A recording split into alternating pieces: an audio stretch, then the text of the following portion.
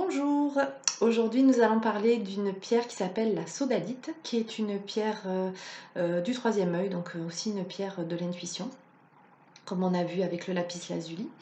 Je vais vous la montrer, c'est une pierre alors en cristal qui peut, donc elle ressemble beaucoup au lapis lazuli, avec ce bleu assez foncé. Et ce qui la différencie en fait du lapis lazuli, ce sont ses nervures blanches et qu'elle ne possède pas de pyrite, hein, de cette pierre qui brille un petit peu. Donc quand elle est roulée, on peut avoir différents aspects. Donc elle peut être très foncée, très dense en fait au niveau de la couleur. Et sur celle-ci, on va retrouver les nervures blanches qu'on avait dans le cristal de base, d'accord, voilà. Alors quand elle est très foncée, on va voir un petit peu la différence en fait entre les deux. Voilà, donc deux petites sodalites roulées. Donc c'est une pierre qui est plus accessible à l'achat que le lapis lazuli, car elle contient rarement, donc ce que je disais, des traces de pyrite, donc c'est pour ça que elle est un petit peu moins chère. C'est une pierre qui a les mêmes propriétés donc, que le lapis lazuli, donc c'est pour ça que c'est intéressant aussi d'en parler, parce que voilà, il faut savoir que vraiment c'est presque du simple au triple hein, au niveau du prix, donc des fois bon, c'est pas mal de commencer avec cette pierre là. Elle a les mêmes propriétés, mais elle est plus discrète et moins puissante. Voilà. En fait, c'est une histoire de puissance pour le même volume. Vous avez une pierre qui peut être un petit peu moins puissante. Le lapis lazuli est plus puissant que la sodalite. Dans ses effets, donc moins puissant dans ses effets d'apaisement et de sérénité surtout. Donc sur le plan physique, elle va permettre de traiter les affections de la gorge et des yeux. On va l'appliquer ici sur le troisième œil.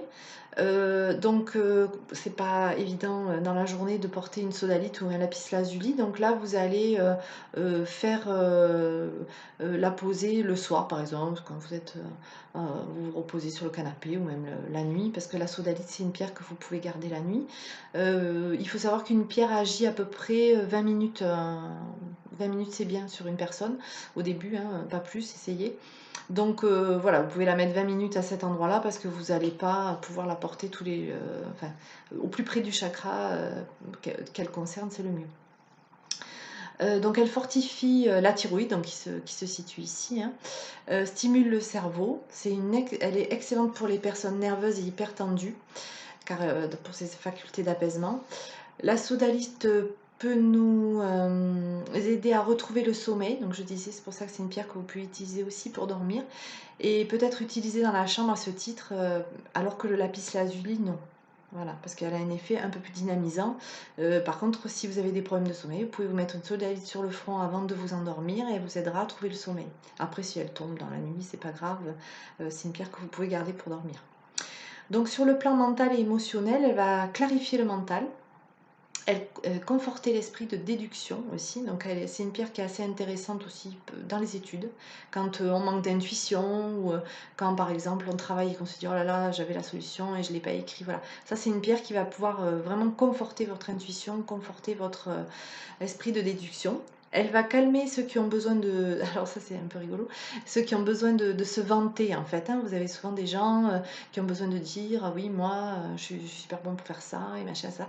Alors bon souvent plutôt les enfants et les adolescents. Après c'est vrai que on peut rencontrer aussi des adultes qui ont cette tendance. Voilà, elle va calmer un petit peu ceux qui ont besoin de se vanter sans, comment dire, ça va modifier leur discours et ça va les rassurer sur leurs capacités. Donc en fait, ils n'auront plus besoin de se vanter autant, ils peuvent parler d'eux-mêmes, mais sans être tout le temps dans cette course à je suis le meilleur. C'est une pierre de logique et de rationalité, de stabilité émotionnelle. Elle est très bonne pour les gens hypersensibles aussi. Elle va permettre de calmer cette hypersensibilité à fleur de peau. C'est une pierre d'ouverture au monde, au savoir, aux idées. Elle permet de lutter aussi contre les TOC, alors les troubles obsessionnels compulsifs, qui peuvent être de tout ordre. parce qu'elle va justement, travailler sur la rationalité, sur la sérénité, donc elle peut vraiment réduire, l voilà. Bon après il faut que ce soit des petits troubles au départ, hein, mais bon, chez certaines personnes, moi en cabinet, j'ai vu, des améliorations, des troubles obsessionnels compulsifs et même chez les enfants, des disparitions totales en fait, hein, donc on peut tester ça. Elle harmonise également les individualités dans un travail de groupe, donc pour créer en fait, voilà une harmonie au sein d'une équipe, où il y a des gens qui sont très différents, avec des individualités très différentes. Elle permet ça. Donc là, plutôt, acheter une sodalite assez grosse qu'on va mettre au centre de la pièce, au centre de la salle de réunion pour, pouvoir, créer un environnement de travail, qui va installer une solidarité, une union, durable entre les gens.